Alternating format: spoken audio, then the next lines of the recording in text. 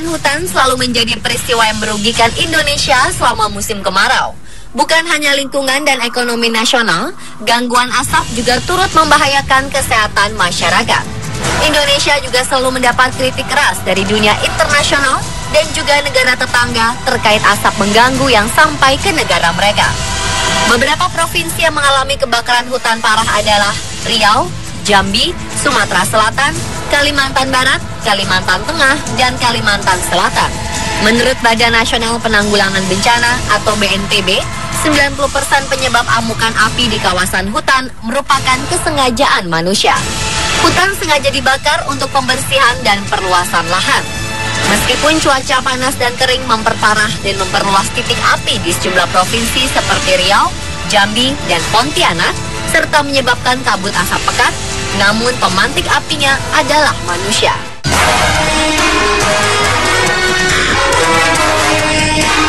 Area lahan terbakar paling luas berada di Riau yang mencapai 2.025 hektar, disusul Kalimantan Barat 900 hektar, Kalimantan Tengah 655 hektar, Jawa Tengah 247 hektar, Jawa Barat 231 hektar, Kalimantan Selatan 185 hektar, Sumatera Utara 146 hektar, Sumatera Selatan 101 hektar, dan Jambi 92 hektar. Kepala Pusat Data Informasi dan Humas BPNB Sutopo Purwonugroho melaporkan jumlah titik panas di Sumatera mencapai 944 titik dan di Kalimantan 222 titik. Kebakaran hutan dan lahan pun diperkirakan masih terus berlangsung bahkan hingga ke Taman Nasional. Kebakaran dapat terjadi karena didukung oleh 3 faktor utama, yaitu panas, bahan bakar, serta oksigen. Iya, tanpa keberadaan oksigen, maka api tidak mungkin dapat menyala. Pemirsa, kali ini tim On The Spot akan mengajak Anda untuk melakukan percobaan sederhana yang membuktikan bahwa api memerlukan oksigen untuk tetap menyala. Sedangkan karbon dioksida mampu memadamkan nyala api.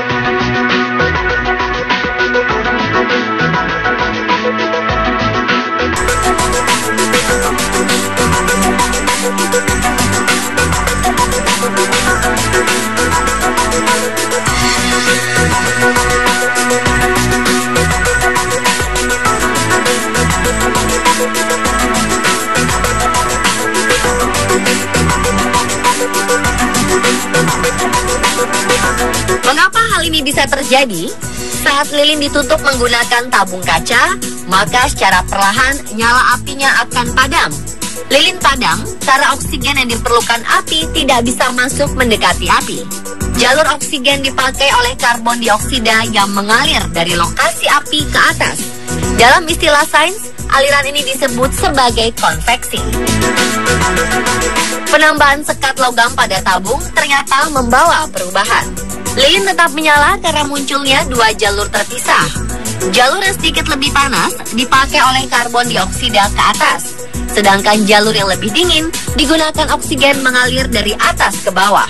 Suplai oksigen membuat api tetap terus menyala.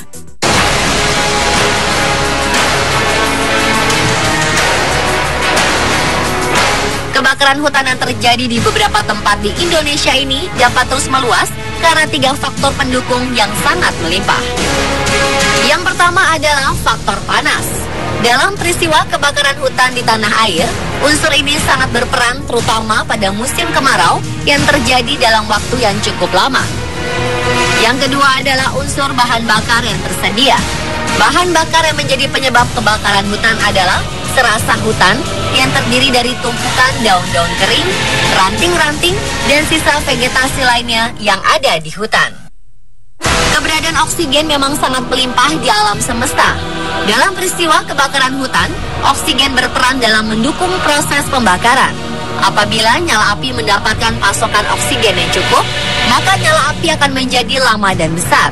Sebaliknya, apabila nyala api tidak memperoleh jumlah kadar oksigen yang mencukupi, maka api akan padam. Untuk itu, prinsip yang biasa dilakukan dalam upaya pemadaman adalah dengan mengisolasi oksigen dari nyala api.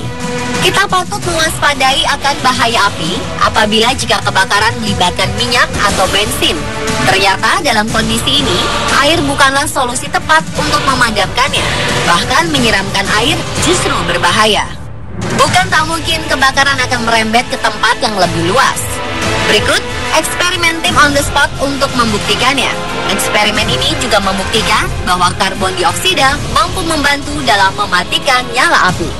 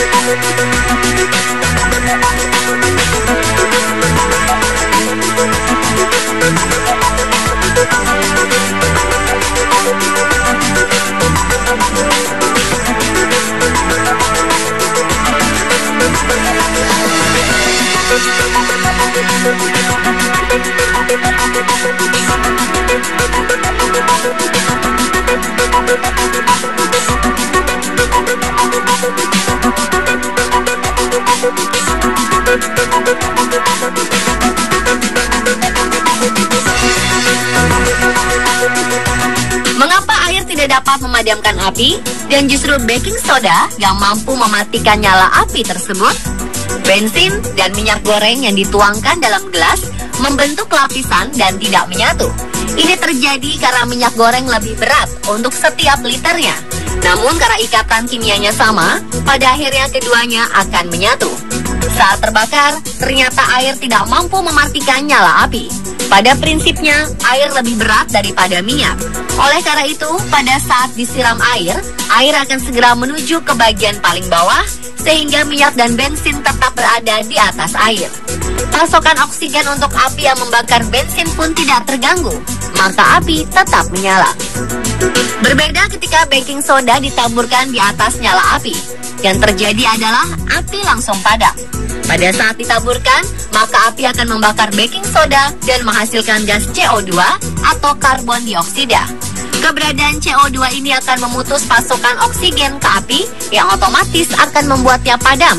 Ini merupakan prinsip dari APAR atau alat pemadam kebakaran serbuk yang 97% terdiri dari baking soda.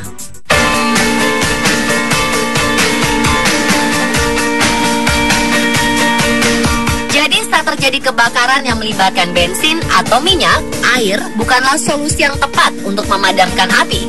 Kain basah bisa menjadi salah satu alternatif. Cara ini efektif karena prinsip memadamkan api dengan memutus salah satu sumber api, yaitu oksigen. Bukan tidak mungkin insiden ini terjadi di dapur Anda. Hanya perlu beberapa menit saja bagi minyak dalam panci yang tanpa pengawasan di atas kompor untuk terbakar. Jika hal ini terjadi, segera matikan kompor. Cara termudah untuk mematikan minyak terbakar adalah dengan menutupnya menggunakan tutup panci. Api akan segera padam setelah oksigen habis. Jika api tetap menyala, taburkan baking soda dalam jumlah yang cukup banyak. Jangan sekali-kali menyiram air pada minyak yang terbakar, karena hal ini justru akan memperburuk keadaan.